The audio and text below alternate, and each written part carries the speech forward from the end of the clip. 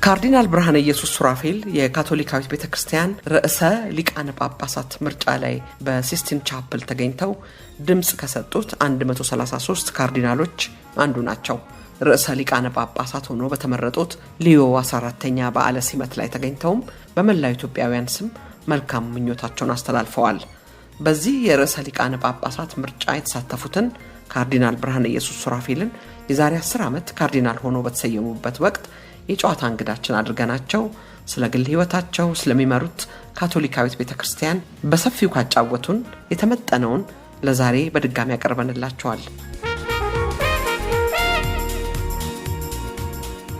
አሻም የተከበራችሁ አድማጮቻችን፣ ይህ የቅዳሜ ጨዋታ እንግዳ ዝግጅት ነው።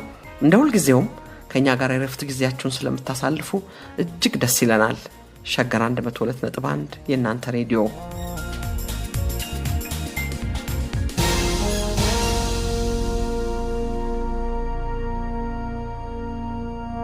በመጀመሪያ ብፁዕ ካርዲናል ብርሃነ ኢየሱስ ሱራፌል ዛሬ እዚህ ፈቅደውልን በጽፈት ቤቱ ስለተገኘን በጣም አመሰግናለሁ።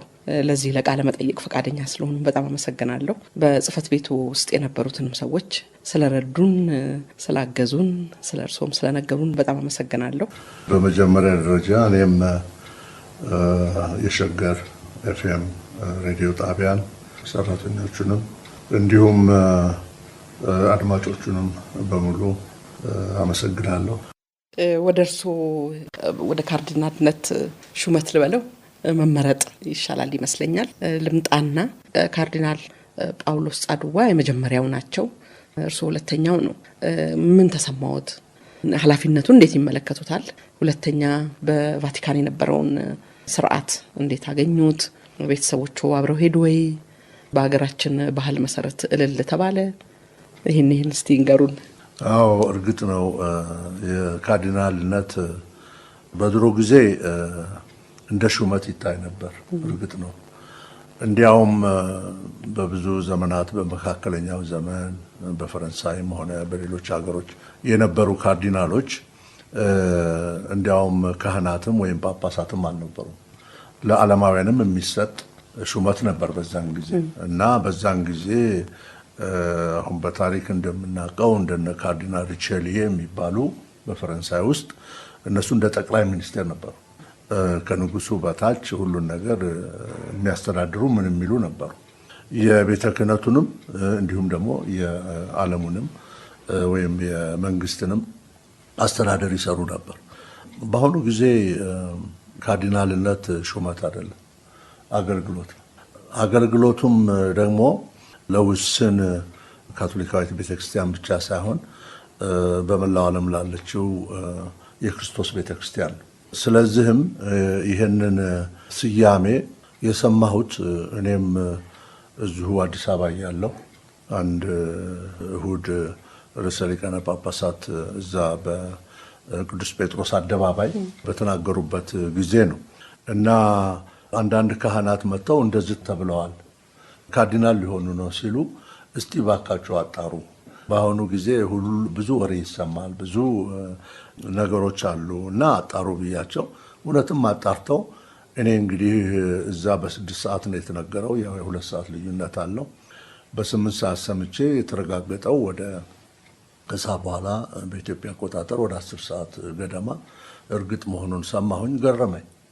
ምክንያቱም ድሮ ጊዜ ይሄ ሲመት ሲሰጥ ርዕሰ ሊቃነ ጳጳሳት ይሄንን ዝግጅት ካዘጋጁ በኋላ በቫቲካን አምባሳደር በኩል ለሚመለከተው ይነገረው ነው። አሁን ግን አልተነገረም። ቀጥታ እሳቸው ነው በዛን ቀን የተናገሩትና ለነዚህ ለ15ቱ ካርዲናሎች እና በተለይ ከ80 ዓመት በታች የሆኑ 15 ካርዲናሎች እና ለአምስቱ ደግሞ ከ80 ዓመት በላይ ለሆኑት የተናገሩት እሳቸው ናቸው እና በሚገርም ሁኔታ ሁሉም በያለበት ነው የሰማው እንጂ ተጽፎ ተነግሮት ምን ተብሎ አይደለም። ይሄም ደግሞ አገልግሎት መሆኑን ለማሳየት ርዕሰ ሊቃነ ጳጳሳት ከመላው ዓለም ነው የወሰዷቸው። እነዛ 15ቱ ያልኩሽ ከ80 ዓመት በታች የሆኑ ርዕሰ ሊቃነ ጳጳሳትን በቅርብ የሚረዱ እንዲሁም ደግሞ ርዕሰ ሊቃነ ጳጳሳት በሚለቁበት ጊዜ ተከታዮቻቸውን የሚመርጡ ይሆናሉ። ከ80 ዓመት በላይ የሆኑት እነሱ በምክርም በምንም አገልግሎታቸውን ይቀጥላሉ። ግን በዚህ በምርጫ ውስጥ ወይም በመምረጥ ውስጥ አይሳተፉም። እና እንግዲህ አሁን ቶንጋ የሚባል ደሴት አለ። እዚህ ሰላማዊ ውቅያኖስ የምንለው ፓሲፊክ ውቅያኖስ ውስጥ ያለች ደሴት ናት። እና ህዝቡ እንጃ ከ200 ወይ ከ300 ሺህ የሚበልጥ አይመስለኝም። እኔ ቁጥሩን አላውቀውም። ግን ከዛ አንድ ካርዲናል ተመርጠዋል። እዛ ጳጳስ የነበሩ ያስተዳድሩ የነበሩ ተመርጠዋል። እና በበዓለ ሲመቱ ጊዜ ንጉሱና ንግስቲቱ ነው የመጡት አብረው። ትልቅ ነገር ነው ለአንዲት ደሴት። እዛ ያሉ ወገናቸው የካርዲናልነት ማዕረግ ሲሰጣቸው ትልቅ ክብር ስለነበር መጥተዋል። እንዲሁም ደግሞ ከቪየትናም ብዙ ጦርነት የተካሄደበት ሀገር፣ ብዙ ስቃይ የነበረበት፣ የሃይማኖትም ተጽዕኖ ብዙ የነበረበት ሀገር፣ ከዛም አንድ ካርዲናል ተመርጠዋል። ከዛ ታይላንድ፣ በርማ የሚባለው አሁን ሚያንማር ይሉታል። እሱም ሀገር ያው እንደምናውቀው ብዙ ችግር ያለበት ነውና ከእስያ እነዛን ሲመርጡ ከአፍሪካ ኢትዮጵያ እና ካፖ ቬርዴ እና እንዲሁም ደግሞ ከ80 ዓመት በላይ የሆኑ ከሞዛምቢክ አንድ ተመርጠዋል። ሌሎች ጣሊያኖች አሉ። በቫቲካን ውስጥ የሚሰሩ እንዲሁም ሌሎች ሊቃነ ጳጳሳት አሉ። ሌሎች ደግሞ ከደቡብ አሜሪካ የተመረጡ አሉ። የሚገርመው አንድ ካርዲናል ተብለው የተመረጡ ኮሎምቢያ ነው ያሉት። ብዙ ሰርተዋል። ገጠር ውስጥ ነው ብዙ የሰሩት።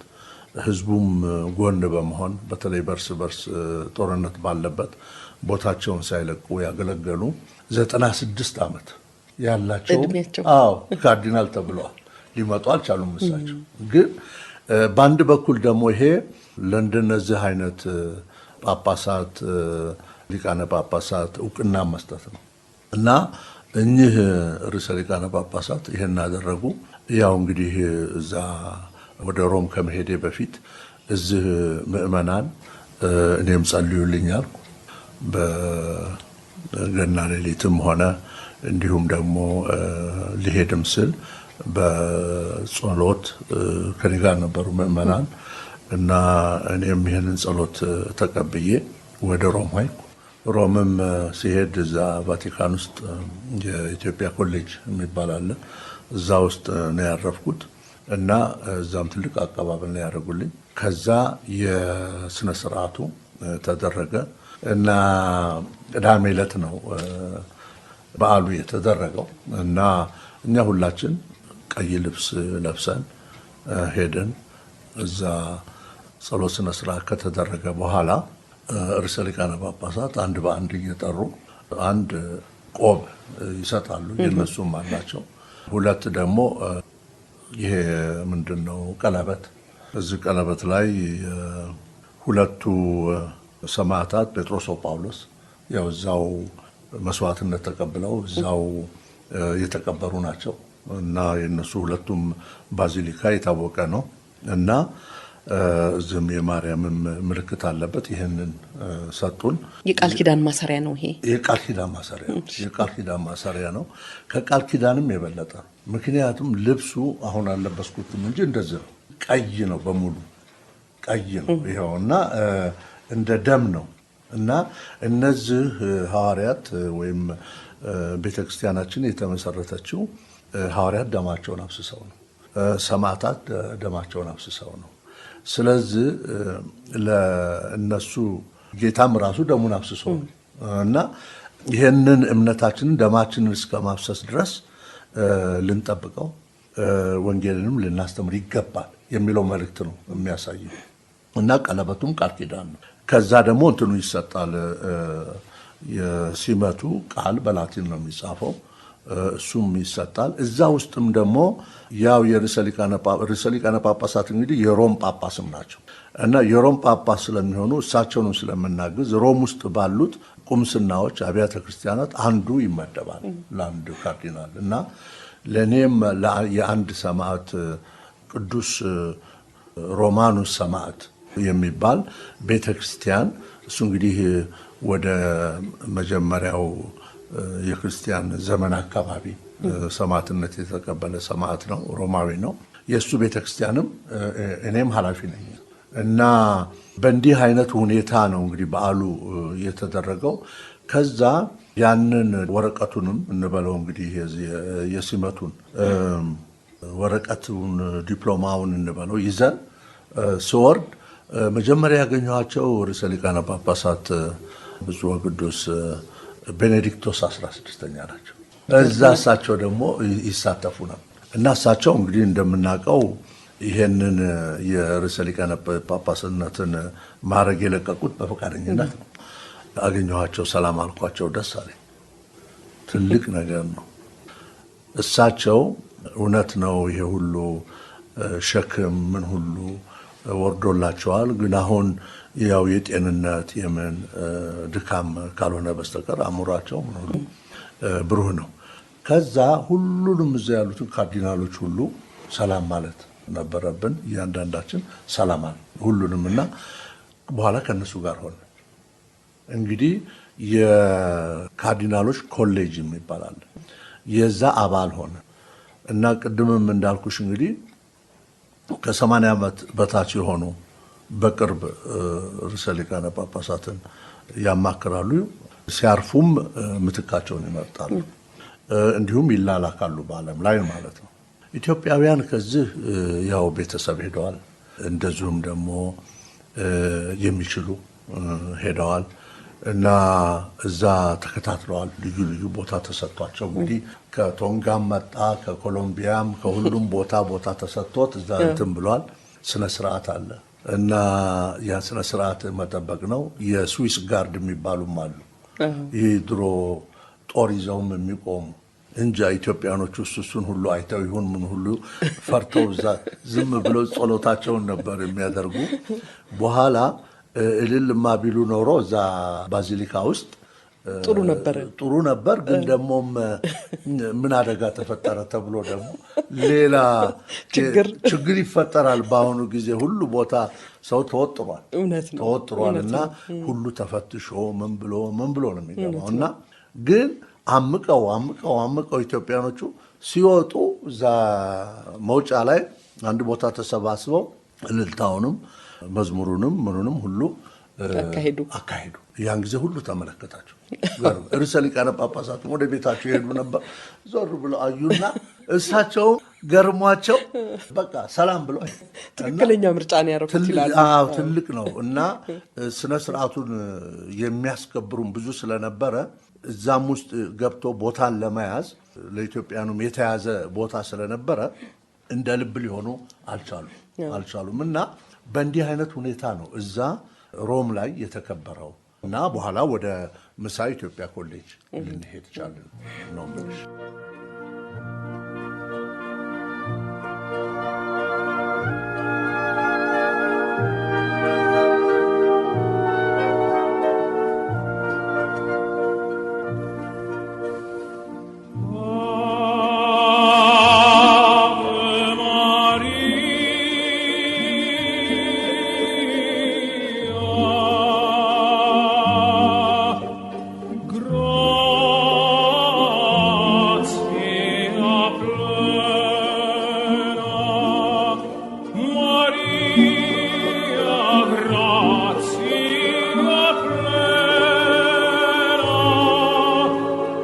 ካርዲናል ብርሃነ ኢየሱስ ወደ ወጣቱ ልጅ ወደ ደምረው ሱራፌል ወደ ኋላ እንመለስ። 1940 እርሶ በዛን ጊዜ እዚህ ደርሳሉ ብለው አላሰቡም። ቤተሰቦቹም እዚህ ደርሳሉ ብለው አላሰቡም። ማንም አላሰበም። ምናልባት የእግዚአብሔር ፈቃድ ነው ይሄ እንግዲህ አይደለ። በ1940 ዓመተ ምህረት ሐምሌ 7 ቀን ጨለለቃ ምዕራብ ሐረርጌ ነው ገለምሶ ነው ወደ በዴሳ ገለምሶ ወረዳችን ነው። አሁን የኛ ወረዳ አንጫር ወረዳ ይባላል። አንጫር ወረዳ ውስጥ ነው። እዛው ጨለለቃ ነው። ጨለለቃ ራሱ አንጫር ወረዳ ነው። እዛ ነው የተወለዱት። እንግዲህ ከዚህ ከአዲስ አበባ ለሚሄድ ሰው በአሰበ ተፈሪ በኩል ነው የሚሄደው ወይንስ በድሬዳዋ በኩል ነው? ብዙ አማራጭ አለ። ድሮ ጊዜ እንደተባለው እንግዲህ አሰበ ተፈሪ ድሮ አውራጃው ነው። እና በአስበተፈሪ በኩል ለመሄድ ያው እንግዲህ በገለምሶ በበልበሊቲ አድርጎ በወፊ በላፍቶ ጎባ አድርጎ ጨለለቃ ይመጣል። እንዲሁም ደግሞ ይሄ ባቡሩ ቦርደዴ የሚባል በአዋሽና በሜሶ መካከል ቦርደዴ ያለ እዛ ላይ ወርዶ በዛ መግባት ይቻላል። በአዋሽም በራሱ እንደዚሁ መግባት ይቻላል። በኋላ ደግሞ ቆይቶ ይሄ መተሐራ ስኳር ፋብሪካ ከተጀመረ በኋላ በመተሐራ አድርጎ ባርባ አድርጎ ዲንዲን የሚባል አለ። ብዙ እንጨት የነበረበት ቦታና የእንጨት መሰንጠቂያዎችን ብዙ የመንግስት የነበሩበት በዛ መግባት ይቻላል። ግን ያ ጨለለቃም ሆነ ብዙ ስም አለው። ጨለለቃ ብዬ ሁሉ ላፍቶ ጎባ በዛ አካባቢ ብዙ ስም አለውና እኔ የምለው የማይደፈር ሀገር ነበር ድሮ። እንግዲህ እዛ ውስጥ በቀላሉ ሰው አይገባም ነበር። እዛ ነው የተወለዱት። እኔ እዛ ነው የተወለድኩት። ቤተሰቦቹ በእርሻም በከተማ ንግድ ስራም ይተዳደሩ ነበር ይመስለኛል። እርግጥ ነው። እንግዲህ ቤተሰቦቼ ወደዛ ሄዱት እንዴት ነው? በተለይ ድሮ አጼ ምኒልክ እንዲሁም ደግሞ ራስ መኮንን ወደ ሐረር በሚጓዙበት ጊዜ የኔም ቤተሰቦች ካንኮበር ተነስተው ወደ ሉሜ ያውን ሞጆ የምንለው ከሉሜ ደግሞ ወደ ወረጉ አለ ወደ አርሲ ውስጥ ከአርሲ ውስጥ ደግሞ ወደ ላፍቶ ጎባ ሄደው እዛም እንግዲህ ሰፊ መሬት ነበር እና እዛም ሰፈሩ እና ግብርናም የዚህ ከተማም ንግድም ሁሉ ነገር ይሰሩ ነበር። በአያቴም በኩል ደግሞ በሴት አያቴ በኩል ነጋድራስ ጳውሎስ የሚባሉ የነጋዴ ራስ ማለት ነው። እነሱም ከዛ አካባቢ ያለው ከአዋሽ ጋር በማገናኘት ንግድ ያካሄዱ ነበር። አዋሽ እንግዲህ ተገናኘ ማለት አንድ ከድሬዳዋ አንድ ከአዲስ አበባ ከባቡር ጋር ተገናኘ ማለት ንግድ ነው። እና እንግዲህ እኔ የተወለድኩት እዛ ጨለለቃ ላይ ነው። በልጅነቱ ከብት አግደዋል ካርዲናል ነው ወይስ ቀጥታ ትምህርት ቤት ነው የገቡት? እኔ ሁሉንም ሞክሬያለሁ። ደግነቱ ከብት መጠበቅ ሳይሆን ፍየሎችን መጠበቅ ነበር። እና ፍየል መጠበቅ ትልቅ ኃላፊነት ነው፣ ቀላል አይደለም ፍየል። እና ፍየሎች ደግሞ የሚያፈቅራቸውን የሚወዳቸውን ያውቃሉ በእውነት። አዎ። እና ዛፍ ቆርጠሽ እንደዚህ ከሰጠሻቸው ሩቅ ከሄዱ አንቺ ዛፉን መታ ማድረግ ብቻ ነው ይመጣሉ። እና እነሱንም ጠብቅ ነበር። ወንዝ ለጋ ሁሉ የሚባላል እዛ ሄደን ውሃ እናመጣ ነበር። እንዲሁም ግን በህፃንነቴ ደግሞ ቄስ ትምህርት ቤትም ገብቻለሁ። ቄስ ትምህርት ቤት ምክንያቱም ሴቷ አያቴ ቅድም ያልኩሽ ወይዘሮ ጻድቄ ይባላሉ እና የነጋድራስ ጳውሎስ ልጅ ናቸው። እና እሳቸው የተከሉት ቤተክርስቲያን አለ ሚካኤል። የኛ የካቶሊካውያን ቤተክርስቲያን ደግሞ አሁን ገብርኤል የምንለው ላፍቶ ጎባ ነው ያለው። እና ሁለቱ ሁልጊዜ ይረዳዳሉ። እና የኔታ የነበሩት እዛ ሚካኤል ነው። እዛ ሄጄ እማር ነበር። የመጀመሪያ ትምህርት ፊደል ምን ሁሉ እዛ ነው የቆጠርኩት። ከዛም ደግሞ ከገለምሶ የመጡ ከዛ የተሻሉ ደግሞ እንደዚሁ ያስተምሩ ነበር። ብዙ ነው ጽሁፍ ምንም ሁሉ ነገር ማስተማር ጀመሩ። እዛ ነው እንግዲህ ትምህርትም ኑሮውን የጀመርኩት እዛ ቤተሰብ ውስጥ ታቅፌ ነው ማለት ነው። አባቶ አቶ ሱራፌል አደፍርስ ይባላሉ። እናቶ ወይዘሮ ስህነ ቢራቱ ይባላሉ። እንግዲህ 10 ልጆች ነው ቤተሰብ ውስጥ የነበረው። እርሱ 5ኛ ልጅ ነዎት። ከብዙ ልጆች ጋር አብሮ ማደግ ብዙ ነገር ያስተምራል። አብሮ መኖርን ያስተምራል። ታግሎ ደግሞ መውጣትን ያስተምራል። ጥንካሬን ያስተምራል አይደለ? እርሱ ምን አገኙበት? እርግጥ ነው ከብዙ ልጆች ጋር ማደግ ጸጋ ነው። ምክንያቱም ከአንዱ ከወንድሜ ካልተስማማው ከእህቴ ጋር እጫወታለሁ። ምርጫ አለ። ደግሞም ወላጆችም ልጆችን ብዙውን ጊዜ በዛ ሲል ልጅ ብዙውን ጊዜ ሳያዳሉ ያገለግላሉ። እና በዚህ መሰረት እኛ በሰፊ ከቤተሰብ ውስጥ በማደጌ እኔ እግዚአብሔርን አመሰግናለሁ። ለማህበራዊ ጉዳይም ለመተዛዘንም ለመደጋገፍም ይረዳል ብዬ ገምታለሁ። ምክንያቱም በአሁኑ ጊዜ በኢኮኖሚም ይሁን በምንም ይሁን አንድ ወይ 2 ልጅ ይወለዳል። በኋላ እንግዲህ ያው እነሱም ወይ በአንድ ነገር ወይ በአንድ ከተጣሉ አባትና እናት ናቸው የሚያስታርቁ። እዚህ ውስጥ እኮ እኛ ጋር እኮ አባትና እናት አይመጡ። የትዋለ የትሄደ ምን የራሱ የሚጠይቅ የለም። ሁሉን ወንድሞችም ምኖችም ይደጋገፋሉ። አክስትም አጎትም መንደሩ ሁሉ የቤተሰቡ ክፍል ነው የሚሆነው እና በዛ በማደጌ ደስ ይለኛል። እኔም ደግሞ እድለኛ ነኝ። ምክንያቱም ሐምሌ 7 ብወለድም የተጠመቅኩት ወደ መስቀል አካባቢ ነው። እንግዲህ ክረምት ስለሆነ ሐምሌ 7 መጓጓዝም ከባድ ነው። ወንዝ ይሞላል። በመሀላችን ትልቅ ወንዝ አለ። እዛ ለመሄድና መስከረም ይውጣ ተብሎ መስቀል አካባቢ ስለተጠመቅኩ ነው ብርሃነ ኢየሱስ የተባልኩ እንጂ በስላሴ ቢሆን ብርሃነ ስላሴ ነበር። አዎ እሱ ነበር። እና ሁኔታዎች ደግሞ እንደዚህ ያደርጋሉ። ያ እንግዲህ ቆሞሱ ቄሱ የሚገኙበት ሁኔታ ነው። የክርስትና አባቴም አቶ ግርማ ኃይሌ ይባላል፣ ነፍሱን ይማረው። እዚህ አዲስ አበባ ግብርና ሚኒስቴር ውስጥ ሲሰራ ቆይቶ ነው ያረፈው። እና እሱንም የምጠቅስልሽ እንዴት ነው ወደ ዘመናዊ ትምህርት ቤት እንዴት እንደገባሁ ልነግርሽ ፈልጌ። ወደ አቃቂ ነው የመጡት ዘመናዊ ትምህርት። እንግዲህ በጣም በልጅነቱ ከቤተሰቦቹ የተለዩት በጣም በትንሽነት ምናልባት እኔ የምገምተው ወደ 9 ወደዛ አካባቢ እያለሁ ነው። እንግዲህ አጎቴ አቶ ተካበ ኃይሌ የሚባል እሱ የትምህርት ቤቱ ዲሬክተር ነበር። የአቃቂ ትምህርት ቤት የመንግስት ትምህርት ቤት እኔ ላስተምረዋል እና እውነትም መጣሁ አቃቂ መጣሁ። ለትምህርት ጉጉት ነበረኝ እና እንደ ማንኛውም ልጅ በዛን ጊዜ እና ትምህርት ቤት ገባን። አቃቂ በሰቃ ነበር የሚባለው ያን ጊዜ እና ትምህርት ቤት እማር ነበረ። ግን ያጎቴ ሚስት አቶ ተካበ ኃይሌ ማለቴ ነው ይበልጥ ቤት ስራ እንድሰራ ነበር የምትፈልገው፣ ወይ ልጅ እንዲይዝ ነው የምትፈልገው። እኔ ደግሞ ትምህርት ቤት መሄድ ነው የምፈልገው። እዚህ ላይ ግጭት ተፈጠረ እና ተመልሰው ሄዱ። እኔ ተመልሼ አልሄድኩም። ምን አልኩ፣ እዚህ ደርሼ እንዴት አዲስ አበባን ሳላይ ሄዳለሁ? ስለዚህ ከአቃቂ በሰቃ በባቡር ተሳፍ ወደ አዲስ አበባ።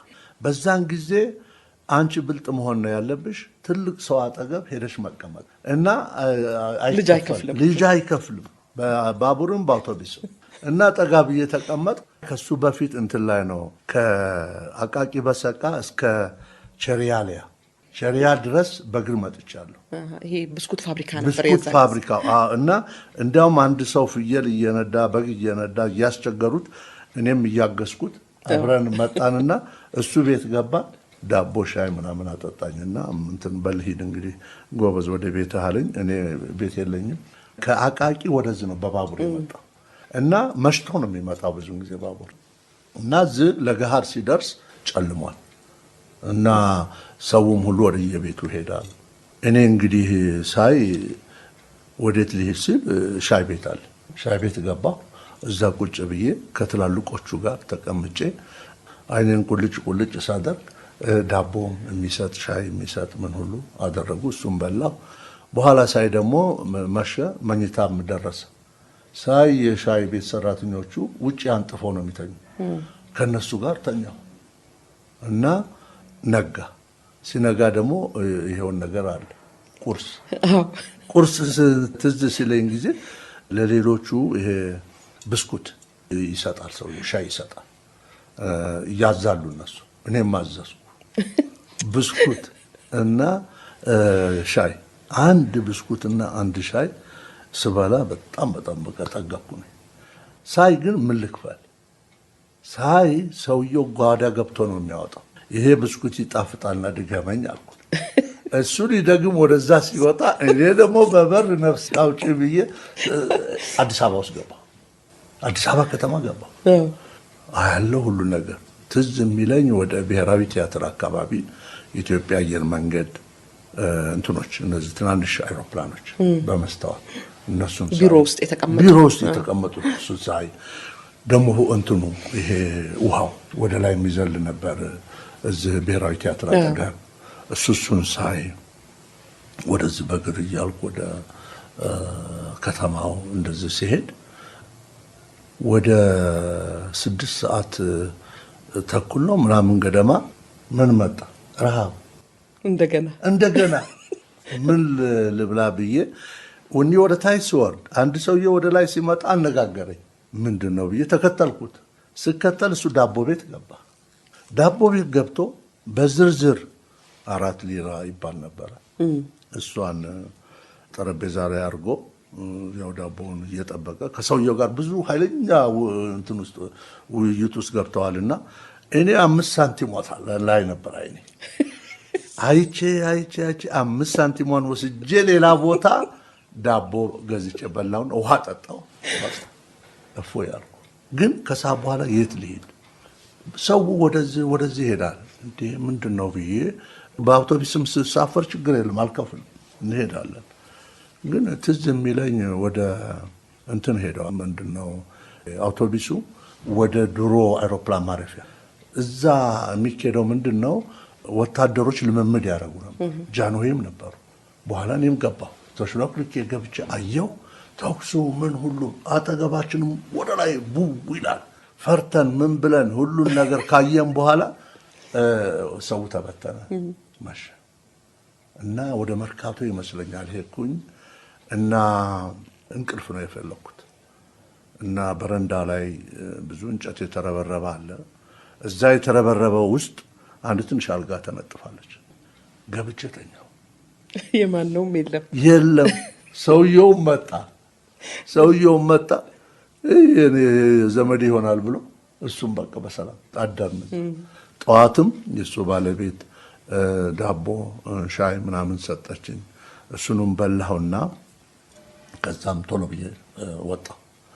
ያን ቀን በእውነቱ በየአውቶቡሱ ከአንድ ቦታ ወደ አንድ ቦታ ከአንድ ቦታ ወደ አንድ ቦታ በመሄድ ከፒያሳ ከተማውን አየሁ። ይሄ ሁሉ ሲሆን ያ የክርስትና አባቴ ያልኩሽ አቶ ግርማ ኃይሌ ነፍሱን ይማረው እሱ በሬዲዮ ያስፈልገኝ ነበር። እንዲህ የሆነ ልጅ እንዲህ የሆነ ጠፍቶ እንደዚህ ሆኖ ተብሎ ይነገራል። እናቴ እንዳትሰማ አባቴ እንዳይሰሙ ተደርጎ ሬዲዮ እንዳይሰሙ ሲፈለግ ነበር ለካ። እኔ በኋላ እዛ በአውቶቡስ ውስጥ አንዱ ወደዛ እየወጣሁ በምንሸራሸርበት ጊዜ 6 ሰዓት ደረሰና እኔ ደክሞኛልም በዛ አካባቢ ምንም የሚገኝ ነገር የለም። ስለዚህ እንደገና አውቶቡስ ላይ ልውጣና ወደ ሌላ አቅጣጫ ሄጄ ወይ እዛ የሚበላ አገኝ ይሆናለሁ ብዬ ልወጣ ስል እጄን ያዘኝ። ማን? ያው አቶ ተካበ የሚባለው ኃላፊነቱ ወስዶ አስተምራለሁ ያለው እዛ ወደ አቃቂ ወሰደኝ። ከአቃቂ መልሶ እንደገና እንዳለው ከነ ጉዞዬ ከነምኖ ወስዶ ጨረቃ ላይ ቁጭ አደረገኝ። ከአዲስ አበባ እንደገና ከአዲስ አበባ ይሄ አመለኛ ሰውዬ ነው ይቅርብኝ ብሎ በቃ ተመለስኩ ወደ ሀገሬ። በዛ ነው የተመለስኩ። በዛ ተመለስኩ።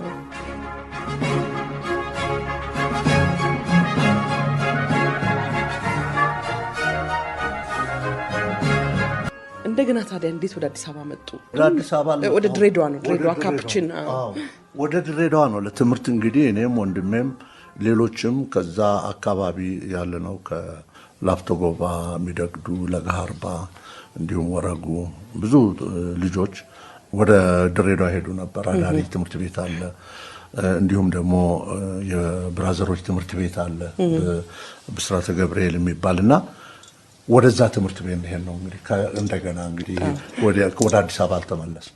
እዛ እንግዲህ ትምህርት ቤት መደበኛ ትምህርት በደንብ እንግዲህ የጀመሩት እዛ ነው። ከአንደኛ ክፍል ነው የጀመሩት? አዎ አንደኛ ክፍል እኛ ወደ ግንቦት ላይ ነው አንደኛ ክፍል የገባነው። ግንቦት ላይ አንደኛ ክፍል ገባንና ትምህርቱን ሁሉ ስናየው ጥሩ ነበረ። ግን ሰኔ ላይ ፈተና ላይ ብራዘሮች ሁሉ ታመሙ፣ አስተማሪዎች ሁሉ ታመሙ። ምን እንደሆነ እንጃ ታመሙ። በቃ ወደ ሁለተኛ ይዛወሩ ተባለ። ሁለተኛ ተዛወርን፣ ሁለተኛ ተማርን። ጥሩ ትምህርት ነው የተሰጠን። ከዛ 3፣ 4 እስከ 5 ጥሩ ትምህርት ተማርን። ይዞታውም ጥሩ ነበር እና ከ5 ወደ 8 ነው የዘለልነው። እንግዲህ ውጤታችን ታይቶ ጎበዝ የሚባለው ጎበዝ ያን ጊዜ ይዘለል ነበር። ከ5 ወደ 8 አልፈን 8ኛ ተፈትነን ጥሩ ውጤት አምጥተን ወንድሜ እዛ ሲቀጥል እኔ እንግዲህ ወደ አዲስ አበባ ላዛሪስት ሰከንደሪ ትምህርት ቤት የመጣሁት ነፍሳቸው የማር አቡነ ፍቅረ ማርያም ገመቹ ነቀምት ይሰሩ ነበር እሳቸው እና እሳቸው ድሬዳዋ መጥተው የካህንነት ትምህርት መማር የምትፈልጉ ኑ ወደዚህ ትምህርት ቤት ብለው ሲናገሩ ነበር እዛ ድሬዳዋ እና በዛ ምክንያት ነው እኔ ወደ ላዛሪስት ሰከንደሪ ትምህርት ቤት የመጣሁት። እንግዲህ ምናልባት በይሄ ዩኒፎርሙ አሁን በልጅነት የሴሮች እንደዚህ ያሉበት ቦታ ያሉ ልጆች በልጅነታቸው እኔ ሴር መሆን ነው የምመኘው ይሉ ይሆናል። እርሶም የእሳቸው ትምህርት ነው ወይንስ በትምህርት ቤት እያሉ 5ኛ ክፍል እያሉ ነው እንግዲህ ወደ ክህነት ትምህርት ቤት ለመሄድ ሀሳብ ያደረብሁት? እንግዲህ በማን ነው? በአቡነ ፍቅረ ማርያም ምክንያት ነው። እንደው ከልቦ ነበረ? ያን ጊዜ ልጅነት ነው ዋናው ነገር። የድሬዳዋው ትምህርት ቤት የትምህርት ናፍቆት አሳድሮብናል። ብስራተ ገብርኤል ትልቅ ትምህርት ቤት ነው በእውነቱ ብዙ ሰው ነው ያስተማረው እና አሁንም ድረስ አሁን እዛ ትምህርት ቤት የተማርነው ብዙዎች እንገናኛለን። አንዱ ለምሳሌ አሁን ካይሮ ያሉት የኢትዮጵያ አምባሳደር ናቸው፣ መሐመድ ድሪራ እዛ ነው የተማረው እና ያ ትምህርት ቤት ለእውቀት እንዲሁም ደግሞ ለእድገት ራስን ለመለወጥ መሰረት የጣለልን ትምህርት ቤት ነው። ስለዚህ ያን ጊዜ ትምህርትን ለመቀጠል ፍላጎቱ ነበር። የካህናት ህይወት ደግሞ በብዙ በኩል አይቼዋለሁ። ገጠርም ላፍቶ ጎባም ሆነ እንዲሁም ደግሞ ካፑቺን አባቶችም ሆኑ ወንድሞችም የምንላቸው እነሱም ሆኑ ሲስተሮችም ሆኑ ህይወታቸውን ሰጥተው በእምነታቸው ምክንያት ሌላን ለማገልገል ሲጥሩ ሳይ እኔም ይማርከኝ ነበር። በተለይ አገርን ትቶ ባህር አቋርጦ ሄዶ ሌላን ማስተማር ወይም ለሌላ ማገልገል ይማርከኝ ነበርና ከዛን ጊዜ ጀምሮ ነው እንግዲህ ወደ እዚህ 9ኛ ክፍል እዚህ ገብተን ስንማር እዚህም ደግሞ የበለጠ ትምህርት ይሰጠን ነበር። ብዙዎች ነን ከ9 እስከ 12 እዚህም የተማርነው። ከዛ ውስጥ ግን አሁን እንግዲህ በልዩ ልዩ ምክንያት ሌሎች ትምህርታቸውን ያቋርጡ እንጂ ካህናት የሆንን ጥቂት ነው እና ለዚህም እንግዲህ ትምህርትም ራሱም ጸሎትም ደግሞም የእግዚአብሔርም ጸጋና የእግዚአብሔር ምርጫም ሊታከሉበት ይገባል። ጥሪም ይኖራል። ጥሪ ነው እንዳውም እነሱ የሚሉትም አስተማሪዎቻችንም ጥሪ ነው የሚሉት። በማስገደድ አይደለም፣ በራስ ፍላጎት ነው ይሄ መምጣት ያለበትና እዚህ ላዛሪስት ሰከንደሪ ትምህርት ቤት ያስተማሩን የሆላንድ ዜጎች ነበሩ ብዙዎቹ።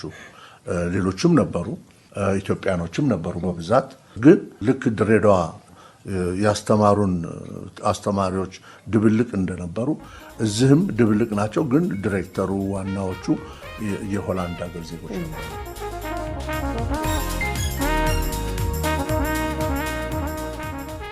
ሬዲዮ ጣቢያው ሸገር 102.1 ዝግጅታችን የቅዳሜ ጨዋታ የእንግዳ ዝግጅት ነው። የዛሬ እንግዳችን ካርዲናል ብርሃነ ኢየሱስ ሱራፌል የካቶሊካዊት ቤተክርስቲያን ርዕሰ ሊቃነ ጳጳስ ምርጫ ላይ በሲስቲን ቻፕል ተገኝተው ድምጽ ከሰጡት 133 ካርዲናሎች አንዱ ናቸው። ከኛ ጋር ስለሆናችሁ ከልብ እናመሰግናለን። ሸገር 102.1 የእናንተ ሬዲዮ።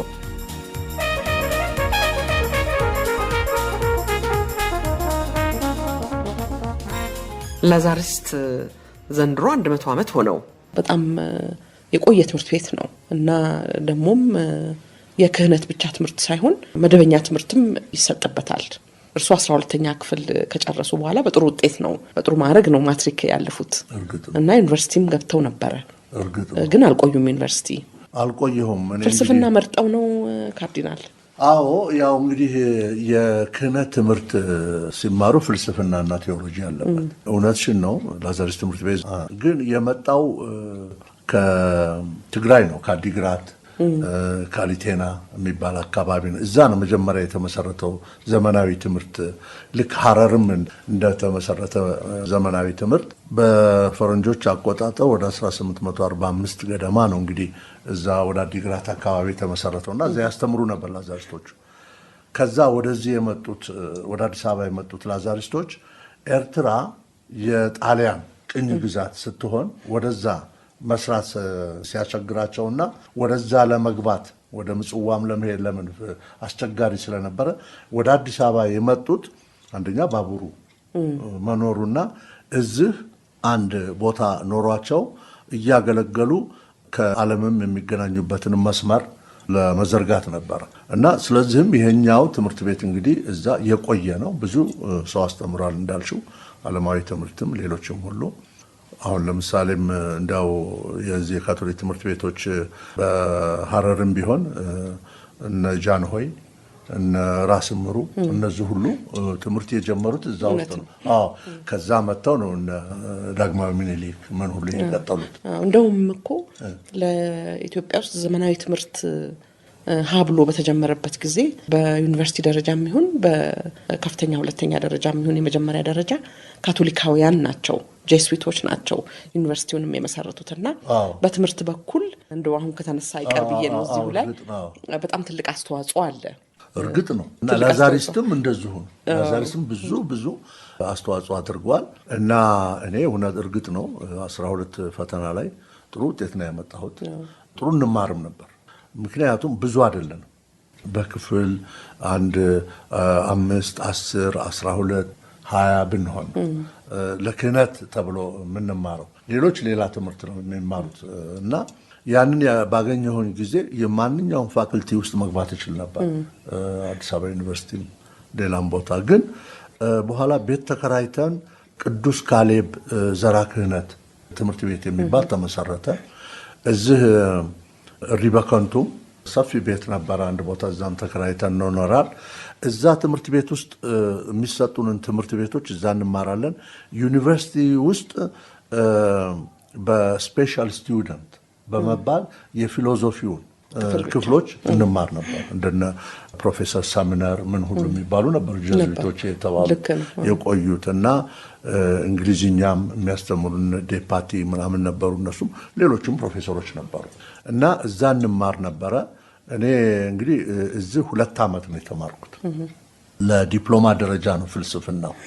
እሱን በምንማርበት ጊዜ ከባድ ወቅት ነበር። ያን ጊዜ ትምህርት ቤት እንትን ውስጥ አዲስ አበባ ዩኒቨርሲቲ ብዙ ንቅናቄ ነበር።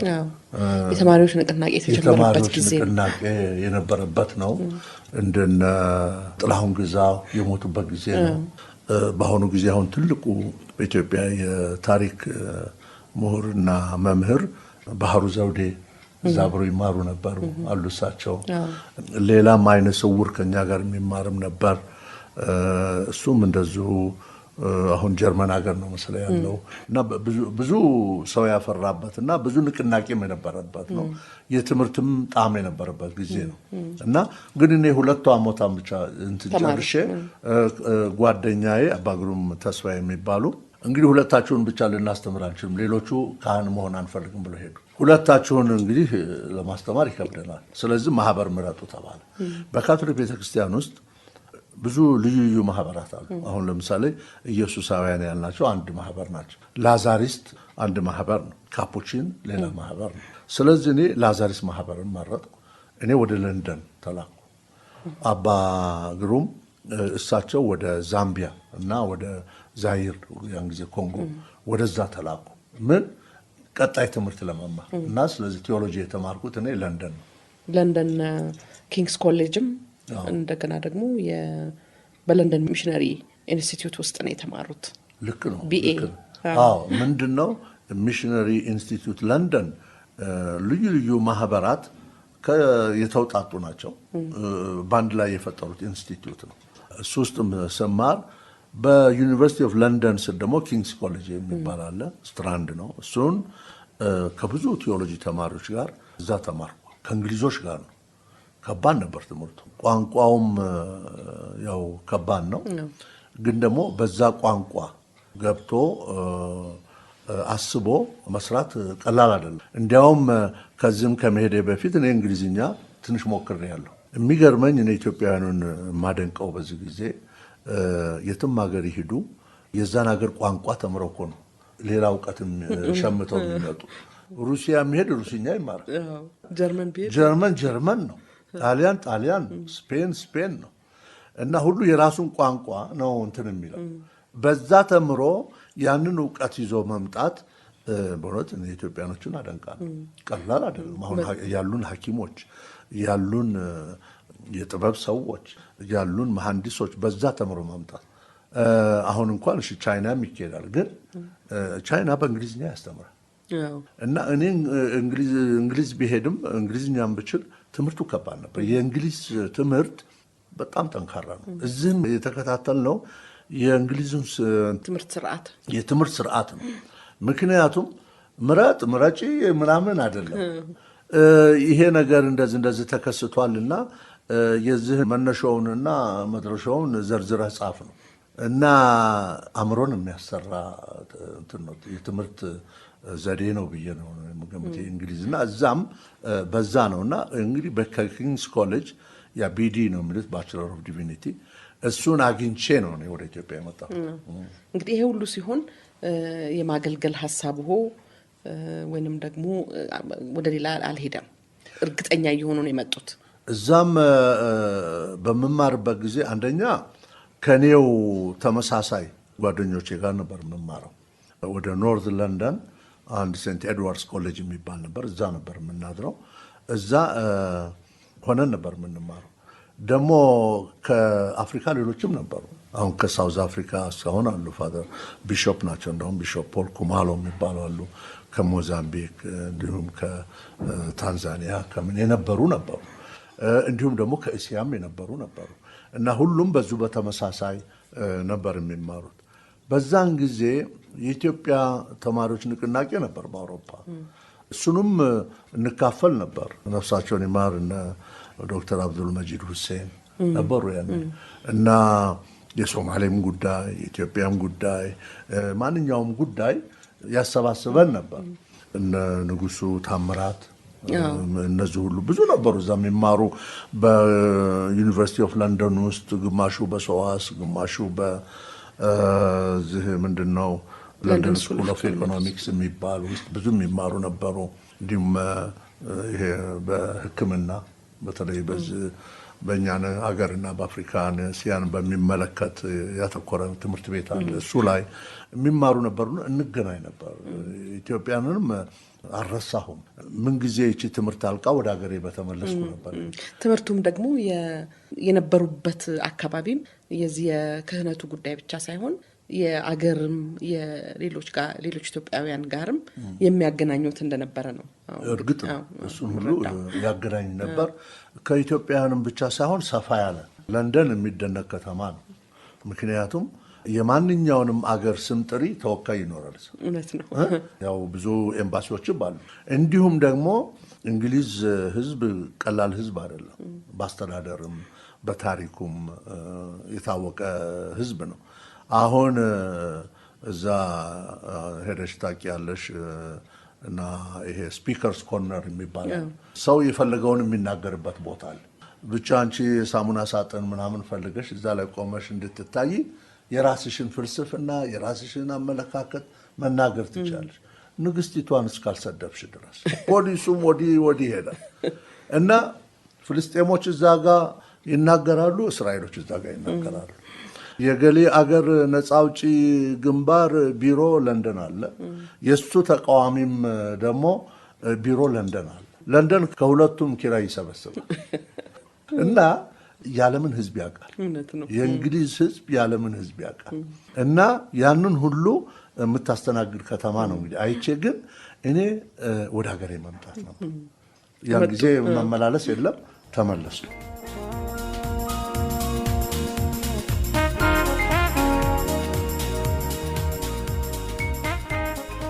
ከዛሬ እንግዳችን ከብፁዕ ካርዲናል ብርሃነ ኢየሱስ ጋር ያደረግነው የመጀመሪያው ዝግጅት ያደመጣችሁት ነበር። ተከታዩን ከጥቂት ደቂቃዎች ፋታ በኋላ ይዘንላችሁ እንቀርባለን።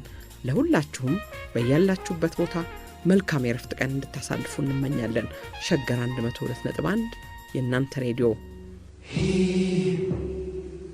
can build a mountain, can save a soul. Whoa, whoa.